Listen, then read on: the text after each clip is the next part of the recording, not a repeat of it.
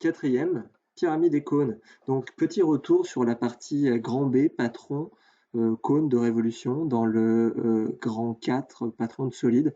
Donc ouais, je suis pas très content de ce que j'ai produit hier, c'était un petit peu confus. Et puis j'ai oublié de dire une chose importante que peut-être bon, vous avez compris au fur et à mesure, mais ça aurait été bien de le dire au début.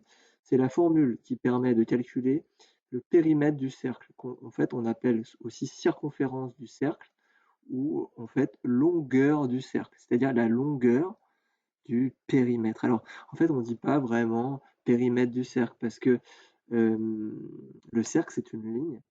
Donc parler du périmètre d'une ligne, ça n'a pas de sens. En fait, il faudrait parler du périmètre du disque, d'accord? Mais bon, c'est pas grave, on peut quand même parler du périmètre, d'accord? Le périmètre, à pas confondre avec la surface, d'accord? La surface du disque et la surface du disque, la formule, c'est pi r au carré, pi fois r au carré. Mais la longueur du cercle, le périmètre du cercle, il y a une formule avec le diamètre, c'est pi fois le diamètre, pi d. Et comme le diamètre, c'est 2 fois le rayon, il y a aussi une autre formule, c'est 2 fois pi fois r, 2 pi r. D'accord? Si on enlève les symboles multipliés.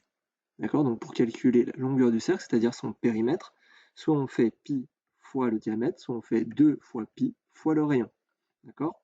Donc c'était une petite mise au point. Je vais essayer de réexpliquer rapidement l'idée. Donc vous avez le disque de base. On mesure, on calcule la longueur de son périmètre. Donc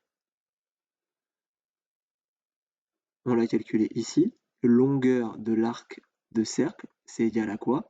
Périmètre du disque de base, le périmètre de ça. Donc c'est 2 fois pi fois r, donc 2 fois pi fois 2, ce qui nous donne 4 pi centimètres, c'est la valeur exacte.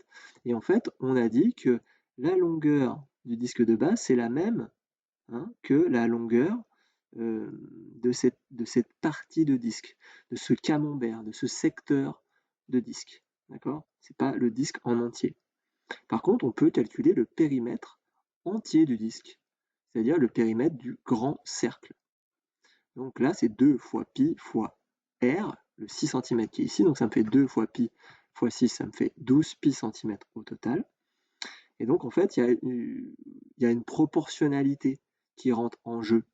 Donc là, on a l'arc de cercle, on a le tout grand, qui mesure 12 pi, d'accord?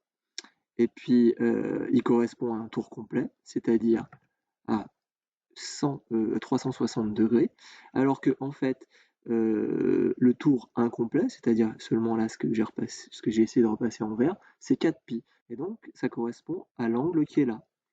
Donc, il y a proportionnalité.